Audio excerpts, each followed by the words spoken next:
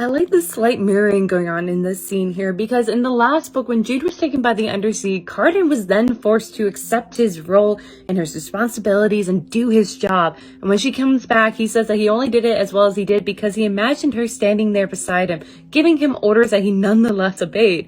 And that's kind of what's happening here. Well, yes, Jude has said out loud that she is the High Queen. I don't think she's internalized the fact that this is her new role and her new power. Like, it's not real to her just yet. And her sitting here needing to think, as she tells, the bomb, sitting in the empty dais next to Cardan, she does tell the bomb that she also has been talking to him. That's kind of what, she's imagining what he would probably say. The only thing is that her mind is spiraling around the fact that she had nearly everything. She had his love. He said it, and she realized that she's in love with him and then lost it. That's what she thinks right now. And this is probably a similar spiral like Cardan probably went through, because not that long prior to her taken by the Undersea, they had that heated moment behind the throne room. And before this, they had sex. So, they thought that they had everything, and then it seems like they lost it, and they kind of had to pull themselves up by their bootstraps and try to figure out how to still save more so them. The secondary thing is the rest of Elfhame. The primary thing that they both have been wanting to save is each other. I love this callback to the beginning of the series where Jude says, "He has only my word that he will come to no harm, not the hospitality of my house." And the bomb says, "And what is your word worth?" I guess we'll find out. And it's a callback to the beginning, how yes, Jude can lie and that can be beneficial, but that also means no one's ever going to trust her. And in the second book, Maddox was the one that advised her that she can break whatever vows and oath because she's mortal and can lie. And meanwhile, Jude was trying to say, I wouldn't do that because then no one in this world would trust me. I wouldn't be allowed to pretty much exist in this world. And so now she's saying here pretty much sure, Maddox is going to have to decide if he trusts me, if I'm going to do what he had advised in the last book and break my vow and word, or if I'm not, which we know as a reader, though, that Jude would keep her word because she still has to prove to the rest of Elfhame to trust her. I love that Jude refuses to meet with Maddox inside the Palace of Elfhame, that she meets with him on the steps, out on the grounds.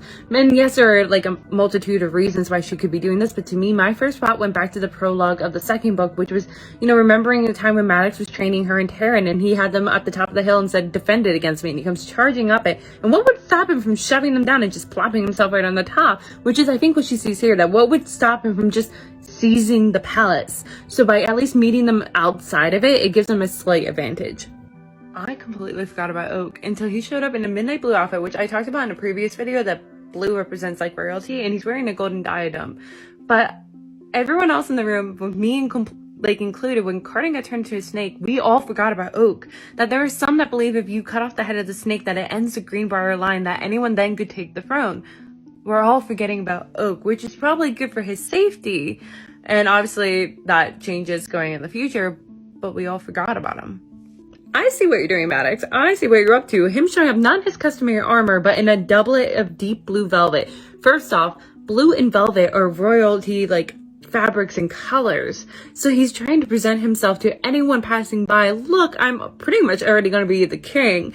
And look, I'm not going to shed blood. Look, I'm not in my armor. But also towards Jude to hopefully get her defenses down. But this is Jude we're talking about. She knows what Maddox is truly like, whether he's in armor or not.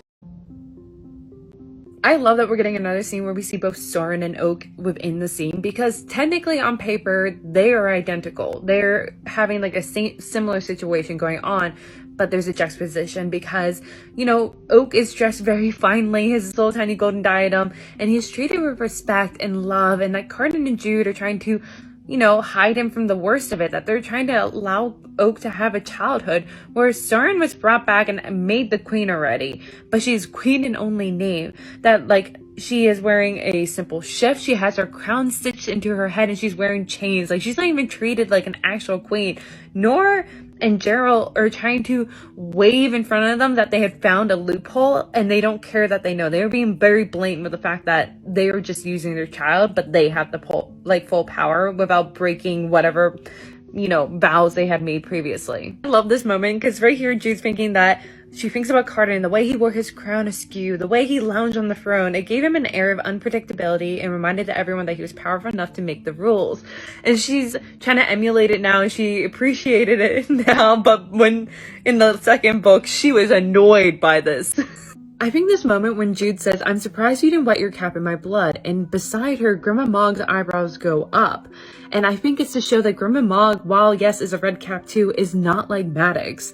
That while Maddox has been blaming a lot of his actions on his nature of being a red cap, Grandma Mog is proving that that is not entirely the case. That while yes, there are some aspects of her nature that she can't quite resist, she at least has a line where she probably wouldn't unalive someone she loves, nor would she dip her cap in their blood. And this is going back also to the beginning in the first book, where Jude would look at Maddox's red cap and wonder if any of those lines of blood belong to her parents. Oh, this speech seems very similar to another one Maddox had given earlier in this series, because here he's saying, "You're not the fool I took you for," which, first off, rude. "I don't want to hurt you," which you have time and time again.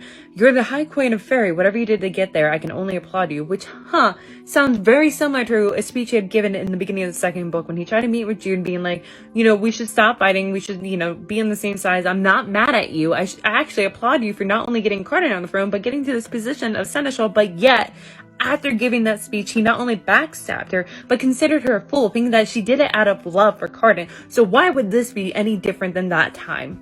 Taryn speaking out for Jude made me kind of realize that her and Arinia are very similar in their style of court politics. I've said this obviously before, that they have a very similar style, but it's interesting because in the second book, Taryn had supported Maddox's cause, had been trying to get Jude to join his side, but now that Jude had presented herself with more power and a higher position, now she's supporting her and trying to get Maddox to join them, and Arinia is doing the same. Arinia the whole time has been with Maddox, but now she has jumped ship because she has seen that Jude is the better horse to bet.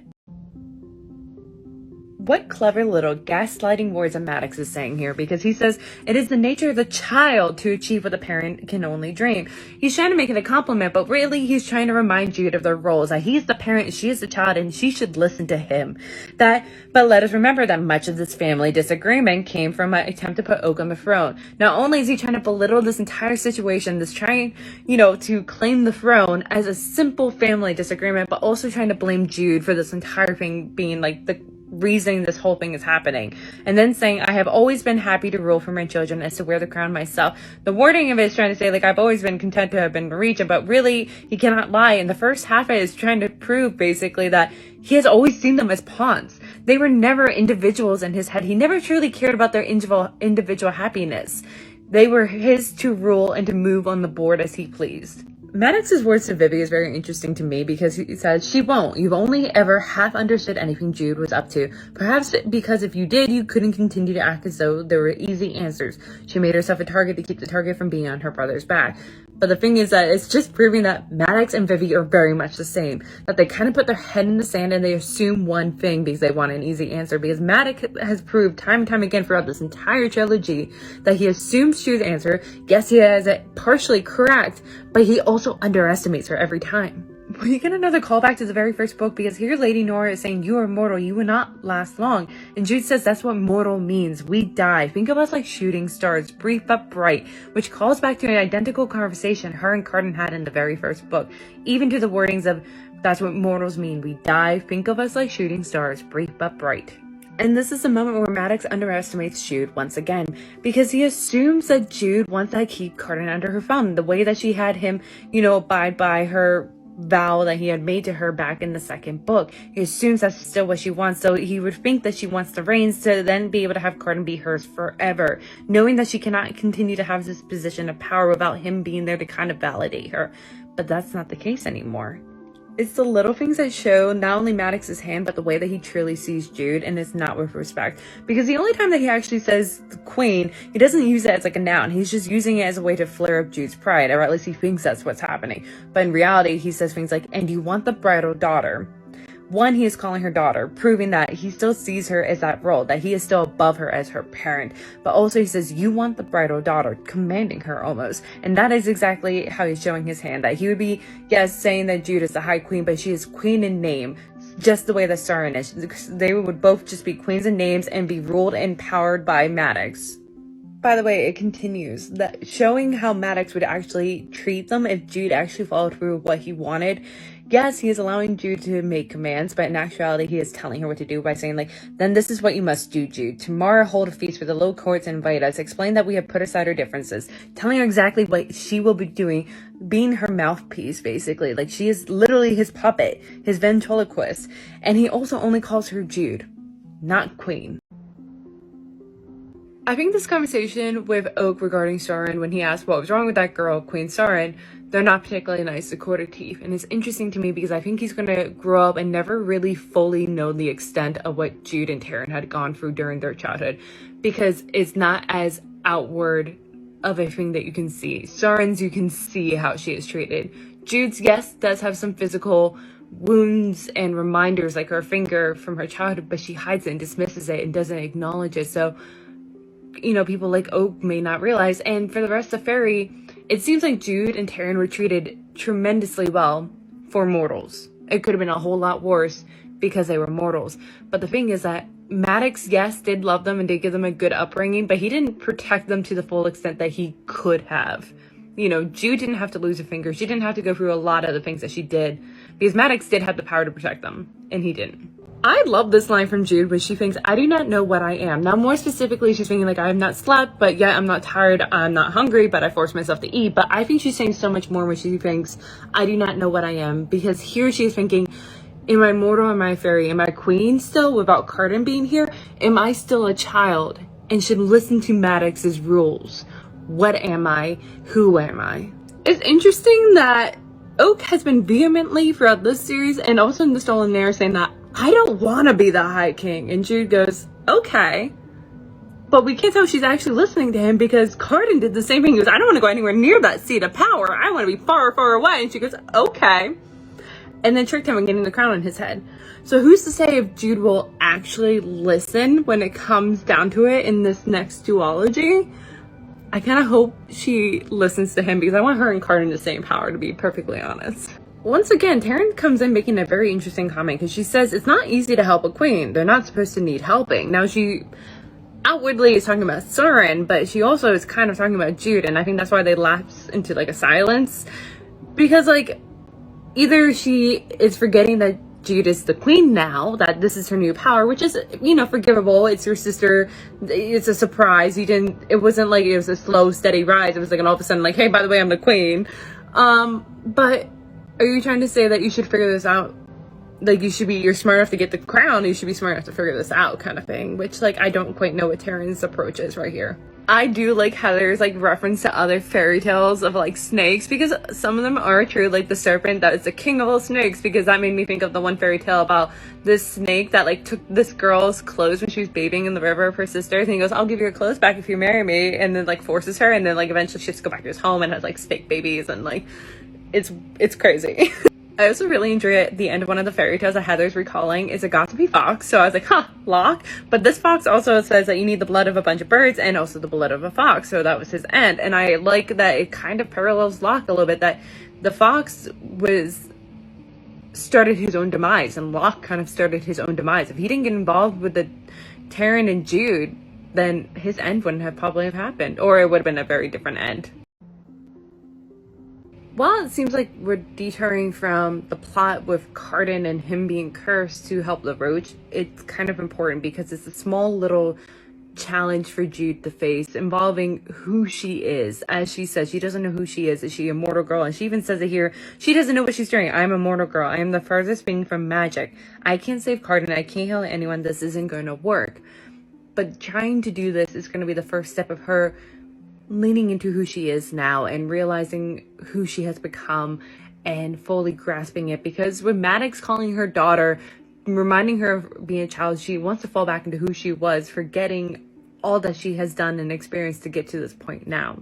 I also really like what the ghost says here when he says, Jude, stop trying to force it, let it come. Because you can also call it back to how Jude would try to force herself into being a fairy. That she would dress and act and like even starve herself, trying to ignore her mortal like body's desires because she was trying to pretend that she was a fairy. But she needs to forget that. She needs to stop bending over backwards into becoming what she thinks the High Queen needs to become. Because when she does that, she goes, I'm not that. I'm not magical. But she is. Even Cardan has said earlier in this book that he'd always thought she was a little mythical because he thought that she couldn't get heart. But if she just leans into who she really is, she achieved this all on her own. She is powerful in herself. She just needs to get out of her own way. This moment with Mother Morrow and Severin is very important because it is Jude asking for help. And that was something that she had struggled with for all 3 books, pretty much, that she wouldn't ask for help. And even what Terrence said, that queens don't normally need help, but she asked for it, and that's a good thing, because if she hadn't, then she wouldn't have learned from Mother Morrow that what the Court of Teeth had told her was not the full truth, that she would be binding herself, and that was the loophole that they were hoping that she wouldn't notice. One, I think it's interesting that Jude has been wearing outfits of like pretty much all the medals throughout this book, because in the beginning when she's pretending to be Terrence, she wore a bronze dress. With Carden, when they were first, coming out as the High King and Queen, she was wearing gold chainmail dress. Now she's in a silver dress with like silver leaves, and silver, the symbolism of it is a mirror to your soul. And I think it's interesting that here, this is the moment where Jude really needs to look into her soul and see who she is. Stop pretending to be what she thinks she needs to be to exist in this world. A fairy, pretending to be a fairy, pretending to be what she thinks the High Queen of Fairy needs to look like, act like, be like. No, she needs to be herself, and this is the moment where she needs to decide that. I love the beautiful juxtaposition that Jude points out, that when she looked up at Eldred, looked at Carden, she never understood the horror of being so powerful and so utterly powerless at the same time. And it's, I think, her reaching her pinnacle, because from the beginning, she was hoping to grasp more power. Everything she did was to get a little bit more power, because she thought, if I had a little bit more power, then I might have more freedom over my life, and I might be safer in this world, and I could protect those I love. But as she has now kind of reached the pinnacle, she's realizing, I am utterly powerless too. I love this line from Jude where she says, I cannot trick a curse and do not know how to fight one, because those are her go-to solutions. She tricked Carden into getting the crown, which allowed her to get more power to protect her family. She fought Maddox first. She's done that time and time again. She figured out loopholes. She figured out how to outwit other fairies, but she can't outwit this curse. What she needs to do is take a leap of faith, which is something that Carden had actually done way back in the beginning. In book 1, he took a leap of faith and trusted Jude in knowing what she was going to do in her scheme. And that's why I think his character development has been a little bit farther along than hers, and why he felt fully developed and changed since book 1 earlier in this book, prior to being turned into a snake, whereas Jude is still chugging along. She's not quite there yet, but she is at the cusp of this development. I really love this moment where she says, with my whole heart, I wish Carden was here. I can almost imagine him lounging on a chair giving me pointers on speech making, because it's identical to what Carden had said to her when she came back from the Undersea, that he had only ruled as well as he did because he imagined her standing there beside him, giving him orders that he nonetheless obeyed.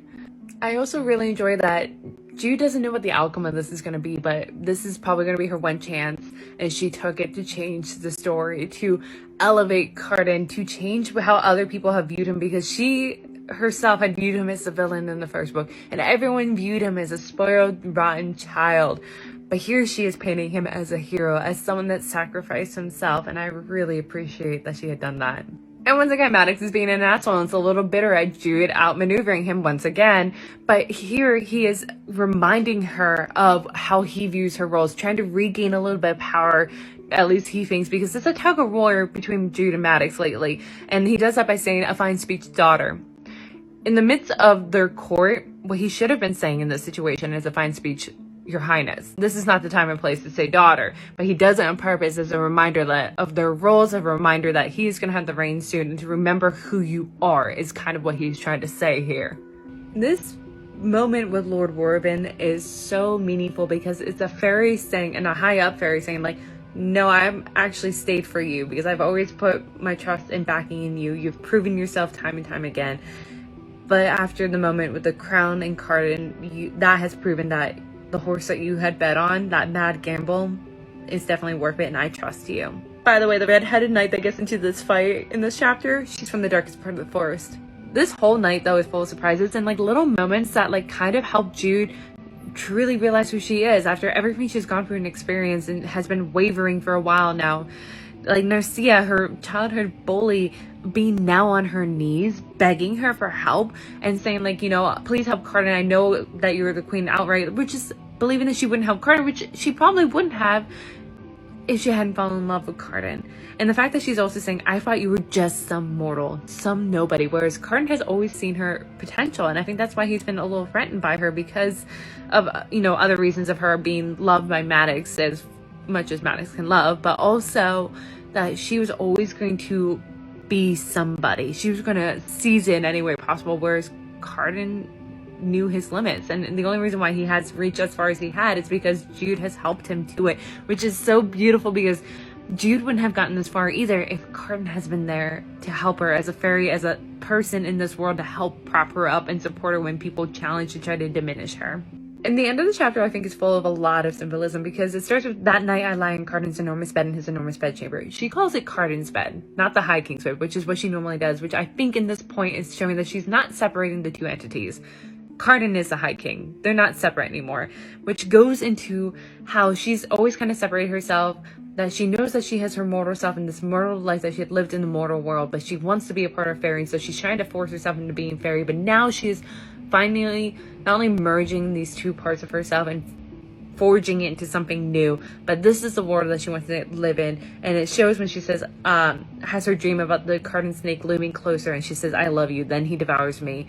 All the times that she has been falling for him, or they've been kissing and all that, the sensations that have been described has been very similar to when she was poisoning herself in book 1. And it goes back to what I said, that you kind of need to die to exist in this world. She wants to exist in this world. She loves him. She is in too deep. She does not want to leave. She is willing to let this world devour her if it means that she gets to be here with him. Have you noticed before, like, big events, like moments where Jude is going to make big decisions, and I wonder if this influences some, she's been injured. For instance, in the first book, she just stabbed her hand for Dane right before the botched coronation.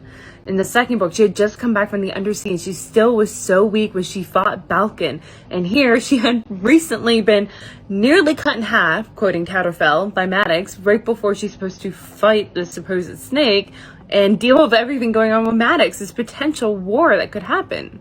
Now I wonder if these injuries, though, kind of help with Jude's decisions, at least reminding her that she hasn't quite figured out a place in this world, and that there is this negative, darker side that will try to bring her down constantly. So it might influence her not to take the safest decision, but look at it at a farther angle, look at the entire board, not just what's right in front of her.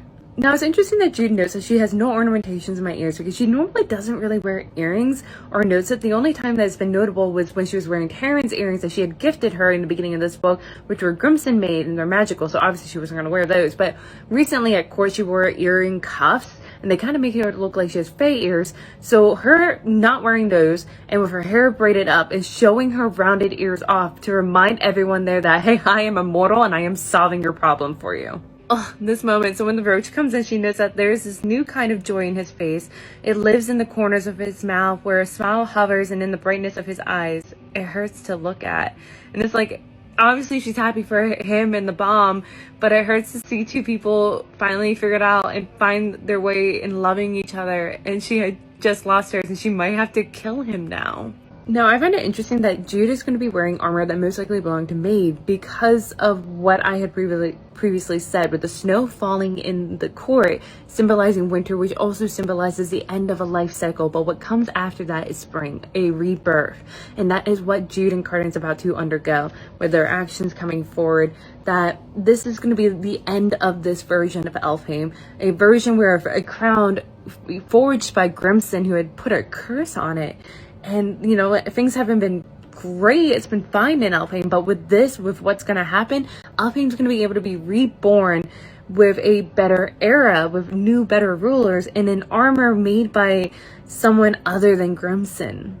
I really love this moment, Grim and Mog, of her not only saying, like, hey, we have everyone lined up, we're ready, we're backing you, but also she puts a hand over her heart and says, hi, Queen. And after all these moments of Maddox calling her daughter, and like even Taryn sometimes forgetting that she's a queen, which is understandable as your sister, you would forget. It's a new thing that you just learned not that long ago, but it's giving so much respect. And I love that it's happening now, because in this moment right here, this is the version of Jude that we're going to see going forward. This is a version that she's been trying to mold and shape and try on different outfits leading up, because you're young, that's what you do at this age.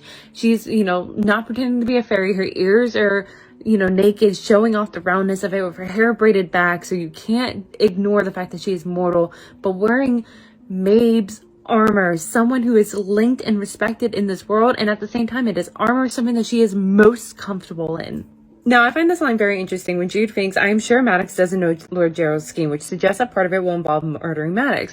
Now, if that is true, then it's showing that Maddox has a blind spot for anyone that's his supposed ally, just as he has been doing with Jude time and time again. But if he did know, then it's showing that he had always planned to control Cardan and Jude with a bridle, that he assumes that they are too wayward of children, that they needed to be bridled and reined in.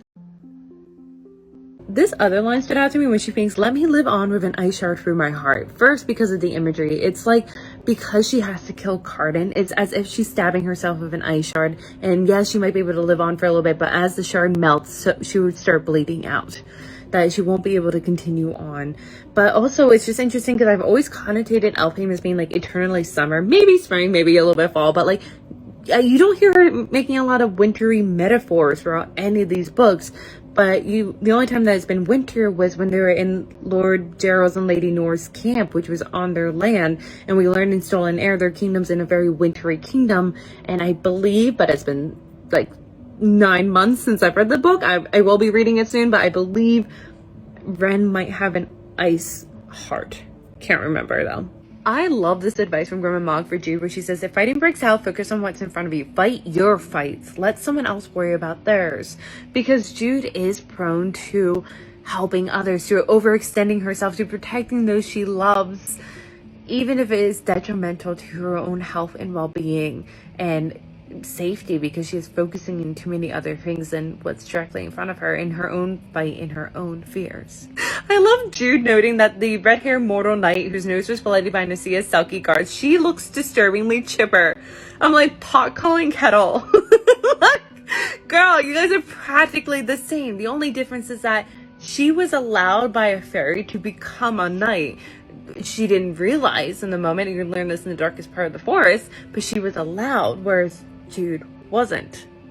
Okay, I might be pulling at straws, but I kind of like Jude having to face off Cardan in snake form and the symbolism behind it, because to me, I think it represents all her fears and everything that she's been trying to avoid for 3 books. Her fears of being allowed and accepted in this world, her fears of being in this world, her fear of Cardan and loving him, everything that she has been pretending to be a fairy instead of just accepting who she really is, all the masks she's been putting on, all the things that she has done and avoided looking directly in the eye, she is now forced to, and seeing that by trying to push it away, it has only gotten larger.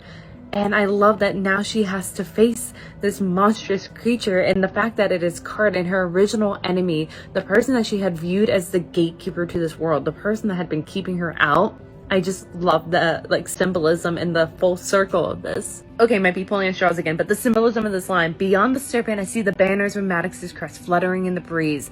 She has always viewed Cardan as her enemy, the one holding her back, not allowing her to exist in this world, but really in the background, it's a person that really has been playing a bigger role of preventing her of existing and being accepted in this world. Maddox. Once again, Cardan, even in his snake form, trusts you. Trusts her to make the correct answer, the right decision. And here she has to make it for herself. Because he's been doing it since the very beginning. Since book 1, he has proven that he trusts Jude. But now she has to show that she trusts him, that she doesn't need to compel him in order to continue to have power and safety and security and love, that she will have it if she gives him his freedom of choice and make a different decision than she did in book 1. When Jude makes the decision to cut Snake Cardan, it's not done because she thinks it's going to break the curse. She does it because she finally understands Cardan. She finally gets out of her own way and knows that he would never be happy, stuck in this form, but not only trapped in the form, but bridled and being have no control. He would rather have death, because keeping him alive in that way would not be love. It would just, satisfy her and comfort her, but it would be miserable to him. And it's her learning her lesson from past experience, from the end of book 1 and throughout book 2. Also, I love that Jude uses Hartsworn, which is from Severn, which is actually a sword from the mortal red-headed knight, and it's actually a Grimson forged sword, and to use it against a Grimson forged curse makes it interesting, and I think probably why this works. Okay, I really love this, but it's gonna sound really bad. I love Jude standing amongst all this blood. There's blood everywhere after she cuts off the snake's head, because it's mirroring the beginning, the prologue, all the way back in book 1, where Jude's parents had been murdered by Maddox, and she saw the blood seeping into the floor, and then started this new era of Jude, this version of Jude that wouldn't have existed if this moment didn't happen.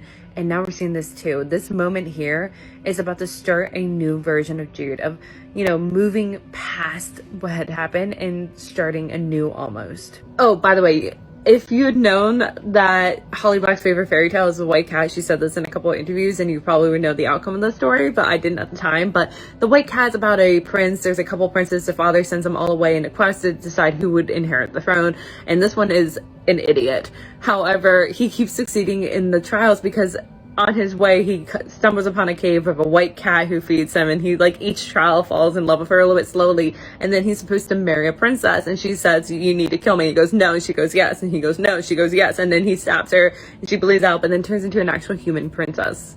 Now, this should be a bigger moment of Maddox finally saying to Jude, "I will bend my head to you, and only you." Saying that finally he recognizes her as a high queen, and that he respects her for being so smart and, like, outmaneuvering and everything.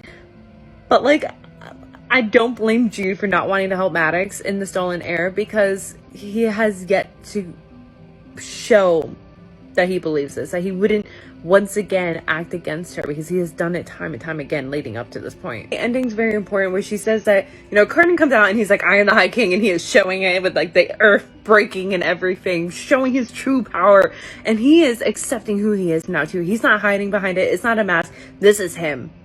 Fully. There is no separation between Cardan and the High King anymore. But also she says he's every bit as terrifying as any serpent. I don't care. I run into his arms. And the other moments where he has shown this much power, has shown that he was leaning into being the High King. Jude had run away scared. She was terrified of him, but now she isn't.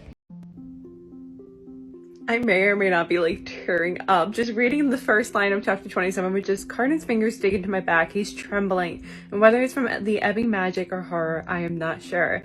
But, like, this is the only important person in his life. Is Jude, and he cares about her, and he gets to hold her, so I think he wants to hold on to her as tight as he can, because he's afraid of losing her or them being separated yet again. And, like, also he was probably terrified of not only being trapped in this form, but of her falling back in her old ways, of putting the bridle on his snake form and using him for his power.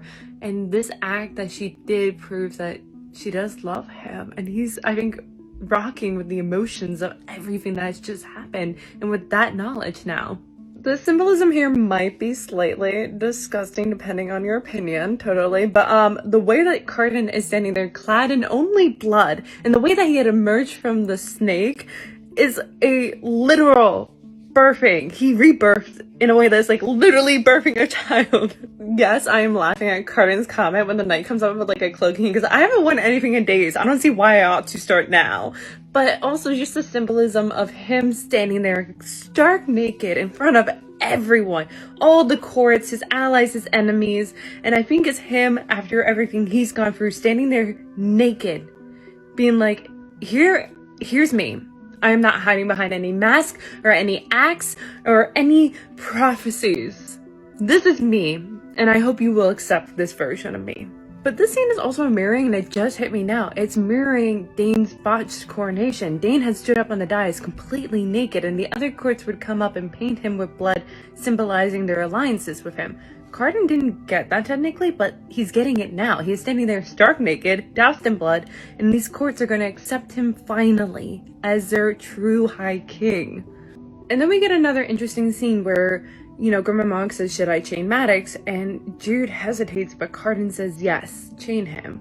He's taking action against her father figure, knowing that she cannot, like, she's not able to as her father figure, just as she had done so for Balkan. Knowing that Balkan was Cardan's father figure, she stepped in and confronted him in the second book.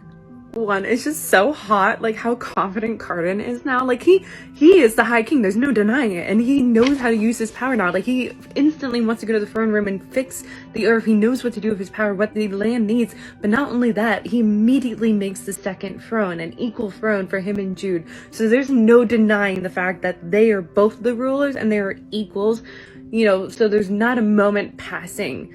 So the first moment anyone comes to the court after this whole thing that has gone down, they're going to see the two thrones and they're going to know, and there's no denying Jude's place there.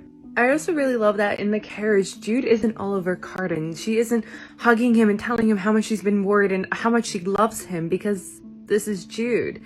And she's a little hesitant, a little afraid, and yes, she realizes how much she loves him, but she isn't going to vocalize it because that's never been her. And I think a part of her is also slightly afraid of being burned, because she's been burned by those who loved her. Case in point with Maddox and Taryn, and sometimes even Vivi. This moment between Jude and Heather is amazing because, you know, she's just been surrounded by this magical, insane, literal fairy tale things coming into reality. And she's with Cardan, he's alive, and she made it so by cutting off the head of a snake, and he just fixed the throne, and there's so much magic, and she can't wrap her mind around all that and all her emotions. And Heather is there, and Heather, a mortal, is able to ground her again and also be a reminder that she is still mortal herself, that she is hyperventilating and needs help, and accepting help from Heather. So I really love that there's this moment coming right after everything that's just happened. God, what a loop we're running us through with like an already very great relationship with Maddox. And I've said this to someone, and I've said this in like other videos, that like in previous readings I was very like apologetic towards Maddox. For some reason this one I'm not. But like she's saying like be merciful towards him for your brother's sake, and she's like, I have been. Like everything that he has done counts for him being executed, and I have yet to do that. But it's interesting, so like why is she doing that? Does she think that they still need Maddox to protect Oak? Because if Oak's not going to be at court, if he is going to be at court, Jude's going to be busy and not able to keep him safe. There will be others who will be trying to use and unalive him. Or is she thinking, don't do what happened to you? Don't murder his father figure, because even though it's not his real father, that is the only father he has known, and that will affect his upbringing if his sister kills his father. So this thought just hit me. Do you remember the old human seneschal, the one that she kept going back and talking to, Valmorin, I believe his name was? And in one of his conversations with her, he said that he would have done anything to have stayed by the old High King side, Eldred. Like literally would have burned his family's farm down to stay by him. And we've seen Jude actually do very similar things. The things that she has done to stay by Cardan's side, even if she wouldn't admit it or be aware of it herself.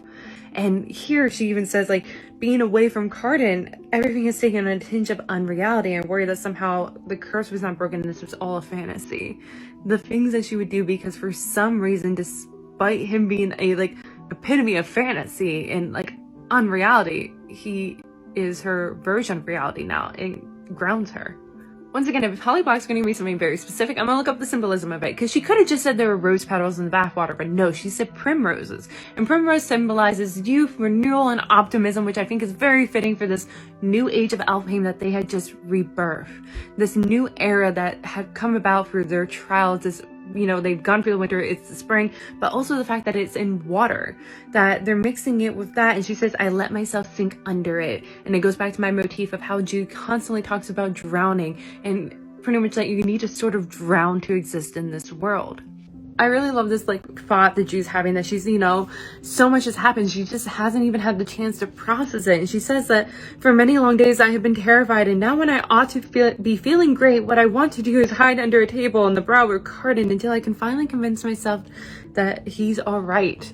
And it's calling back the imagery of that first book, because it's showing that she's grown since then, because in that first book she has not had many experiences. So as, you know, a child, still a youth, she ran headfirst into danger. She wanted to run out from underneath the table. But now that she's experienced everything, now that she has seen the world, she wants to revert back to the child self, which is such an understandable thing. We as children yearn to run out headfirst as an adult, but then when you're an adult, all you kind of want to do sometimes when things get scary is to go back to being a child and being able to hide under the table. And I love that Tatterfell puts her hair in the braided horns that she is known for, and also that, you know, showing her as being the animalistic trait of her fairy kind of trait that others have. They're using the hair to kind of make it look like she is, but then puts her in like bronze velvet tunic and a high collared coat and a cape like train. Now the high collared coat reminds me of something that Carden would wear, but the fact that she's wearing that and not a dress is showing that Jude is going to be your high queen, but she's going to be this version of a high queen, not the high queen that you expect. She's not going to wear gowns and stuff. She's going to do her. So Holly Black left an annotation that no one talks about the scene where like they're eating the snake's skin, not the skin, but like the meat of like that used to be the High King. And I'm gonna take a stab at it, probably different than she anticipates, but I think it could symbolize that as humans, we don't just shed our old versions of ourselves like snakeskin and leave it discarded, left behind, and never to think about. No. Our old versions of ourselves is always going to exist inside of us. You know, it might as well have been eating the meat of our old version of ourselves and let it sit in our guts, because it will always be there. It can't be left behind, but we can still grow and change and become new people slightly and learn, but the old version of ourselves is still always going to be inside of us. This moment kills me because even now, even after everything they had gone through, Jude and Carden are sitting on opposite ends of a table, that their role as a high king and queen kind of dictate that they do so, that they, you know, are playing this role that they can't be reunited just yet. I feel like going forward, they would probably be sitting next to each other at like feasts, but in this moment, their roles as a high king and queen is still standing in between the two of them being fully reunited. But then being Carden, he's not gonna let the role of high king truly stand in the way of him and Jude, and he tells Randallin, I'll deal with this tomorrow or the next day or next week, because we're going to have infinite number of days and it's not as important to deal with Maddox and the Court of Teeth. I would much rather be able to have this dance with my wife. I love this moment. It's so cute because as Jude is trying to like reveal herself and like say like, I did worry about you and I felt like an idiot for waiting so long and I love you, and he's like, you don't know how long I've waited to hear you say this, that you don't wish me dead. And she's like, if you joke about this, I'm going to what, you're gonna kill me? Like, he's letting them fall back into their old ways. He knows Jude. He knows that if he allows her, like, he appreciates this moment, but he also knows that she might spiral, and the best way to help her through this is to ease her, to joke with her.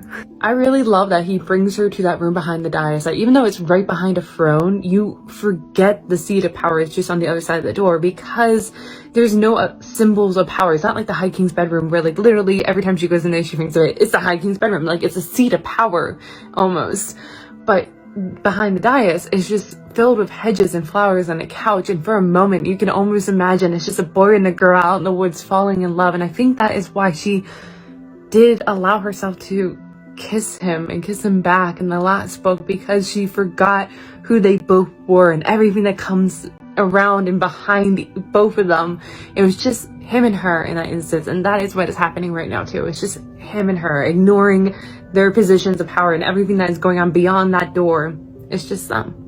I also love that it's not just like, oh look, they're in love. Like, that's never going to be the case for Carden and Jude. That, you know, Jude is going to have a hard time, you know, saying aloud her feelings, and Carden though is gonna have a hard time accepting it, that even though he yearns for her love, that when she does say that, he's going to find excuses as to why she couldn't love him, and it's going to take them time. And I feel like this is going to be a thing that it's going to plague them for the rest of their lives, but not as bad as it used to be, that they will know that they do love each other, but they're still going to have moments of doubt. I love the way that Carden describes what it was like for him as a servant. He says, I was alone and my instinct was to lash out. There were only feelings and hatred and terror and the desire to destroy, because those were exactly his emotions and reactions before he and Jude aligned in book 1. That's how he reacted. That's how he felt. And I think just as the snake was a symbolism of Jude's fears that she has been avoiding looking at and facing off, but now finally had to, being the snake was Carden's fears of becoming what others expected of him, of becoming his old self despite the growth that he had done. And now they, both of them, had to finally face off and defeat this monster version of their fear. I love that Jude is slightly like surprised that the lower courts would come like out of their way to watch her coronation, but like of course they would. They sort of fairy teach her, and also they've seen what Jude can do. They're probably slightly afraid of her, and just as afraid of her, they're bringing mortals because they want to appease her. And it's not going to change things completely. Like, there will be fairies that abuse mortals still, but like it's already starting to change the turn, that they're bringing more in, that they're welcoming more to court, and it's just with Jude sitting in a place of power. She hasn't even made any laws. Just her being there has changed things, and it made me think of like the Queen Charlotte, like Bridgerton spinoff in the beginning, how they were bringing more people of color because they're about to have a queen of color. So like, it's not going to change the tone of things completely, but it's a start. And that's what's happening here. This is why I love Cardan. He goes out of his way and does something that makes Jude happy. Like, he doesn't give her gifts. No, he puts these people in places of power, and one being a mortal, like, blacksmith who had been friends and worked alongside her father, and it's just so cute. I really like that they're having Jude's coronation on the Isle of Insir, and I also kind of like, I'm gonna count Cardan in the previous chapter when he like showed up stark naked bloodied as another version of his coronation, and it was occurring outside the palace of Alfheim, like both of these, and it's showing that they're forging their own new path, that they're, you know, kind of, while they still have a tie to the old ways and obviously the kingdom of Alfheim, but they're forging a new version of it too, and that's why they're having her coronation on the Isle of Insir, which is an island that Cardan had created with his magic for her, you know, to show his anger when the Undersea had taken her. Once again, if Holly Black's gonna give me something specific, I'm gonna look up the symbolism, and on this Isle of Insir there are flowers, moon blooming flocks, and these flowers represent harmony, unity, agreement, a uniting of hearts and souls. I love that Jude is wearing a dress that's a deep forest green, which that would represent Alfheim, and it has crow's feathers covering the shoulders, which makes us think of Cardan because he's worn something very similar. But crow's feathers, yes, can symbolize death, but it can also symbolize rebirth and intelligence and loyalty. And Cardan's wearing an alpha beetle wings, which represents protection and love. The words that are used specifically for each Cardan and Jude's like crowning is so important to me, because with Cardan's, it's like, you know, even though we have a new crown, we're going to continue the tradition of blood, you know, crowning blood. And I feel like that's so important, because to Cardan, he was never close to his family, despite desiring that so much. He was never truly close, and then watch them all be massacred in front of him and feel like he's alone, but he still has blood with Oak, and he's forging this new family with Jude.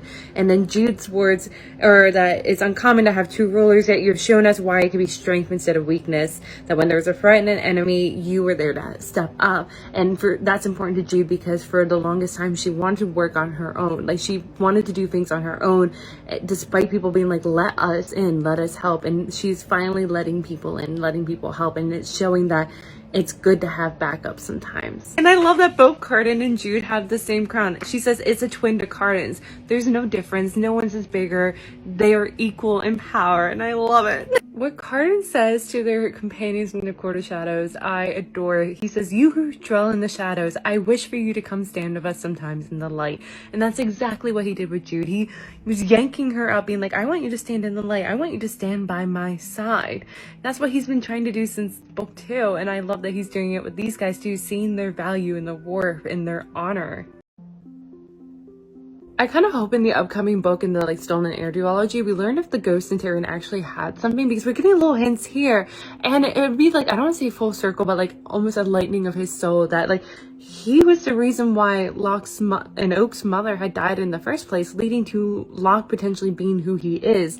I think part of it is his nature, but part of it was his upbringing too, nature versus nurture. And you know, being with Tyrion not only would have him accepting his mortal side, which he was a little bitter with Jude, we saw a few times with that, but also because he's half mortal, but also watching over the child of Locke, like he gets to repeat like another chance at fixing his mistakes. I kind of love that Cardan's forcing Jude to be the one to deliver the punishment, because for one, he's grown up with this like horrible image that everyone views of him, so him giving up boons is a positive image that he's trying to like balance out.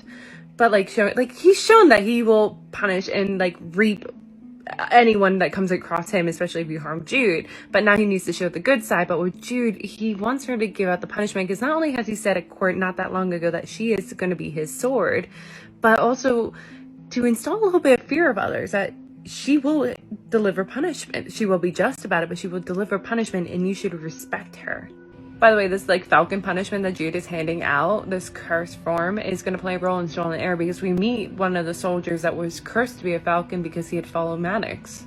I love this little moment with Oak, because not only is it showing his personality that we get to see flourish in the Stolen Heir, but like he is kind of Jude's voice of like humanity, that he's like, you promised that we should help her and this is the perfect moment to help her. That yes, you kind of want to criminalize Sarah and lump her in with the others just as you had done with the soldiers, but she is faultless because she's a child. She had no choice in her situation. Okay, so I kind of love-hate this moment with Jude where like she is looking at Sarah and sees her sharpened teeth and now is wondering, was she chained not to control but out of fear what she might become?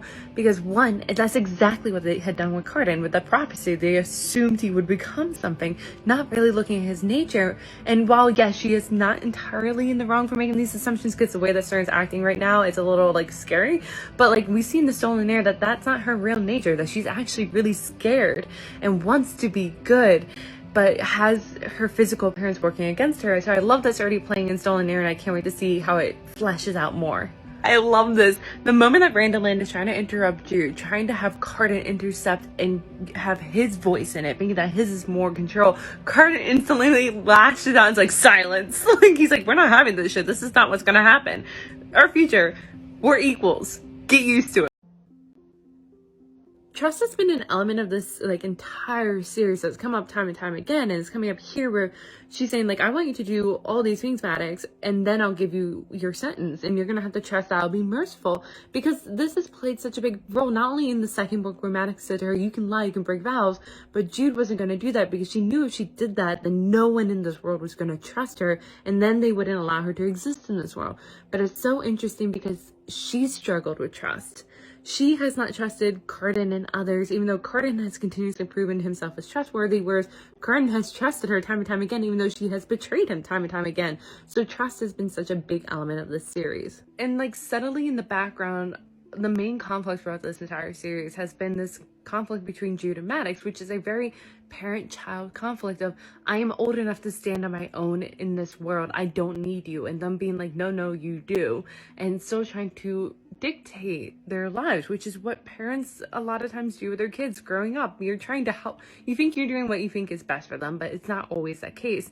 But finally, him saying, yes, my queen, it's him accepting that she is an adult, she's standing on her own in this new role of power that she has that's higher than his, that he's not calling her daughter or Jude, which he's done a couple times throughout this book, but then she says goodbye father, which is her showing that even though I have this new place of power, I still see you as my father figure. This moment with Vivi is so important compared to who she was in the first book, because here she is leaving Fairy for good to go date Heather, and it's collecting fairy items to bring with her, which is important because in the first book, she scorned fairy items. She only wanted mortal items. She was hoarding mortal items in the fairy world and wanting to be there all the time. But now that she has Heather, and Heather wants to kind of be a part of fairy too, she's starting to accept her heritage. She's starting to accept that she is a fairy too, just as Jude had to accept that she's mortal, that you can't disguise or change who you really are underneath your skin. This interaction in the mortal world between Carden and Jude is so important because Jude's afraid that she thinks that he's gonna like turn his nose up at this because this is such a part of herself and she's still working to accept this part of herself, but he's not. He loves it, and I think it's showing that he's gonna love every facet of Jude. There's no aspect that he would turn his nose up at, and just the way that they're acting also here, like he's out of his element, but it's still Carden and it's still Jude, and they're just so precious. I kind of love like the full circle almost of this entire series. It started in the very beginning with them in the mortal world eating mortal food, and then it being interrupted by a fairy to take them away, and then it ends with them leaving with fairies, mortals and fairies side by side, to go visit the mortal world and eat mortal food and be happy. And I love it's like kind of like a hero's journey. The story arc's normally a circle. That's kind of what we're seeing here. So that's it for at least this original trilogy, but I'm not done with the Cruel Prince universe and my literary analysis. Check back in tomorrow because I'm going to be doing an analysis of Carden's letters to Jude, and then after that I'm moving on to the novella starting with Carden's.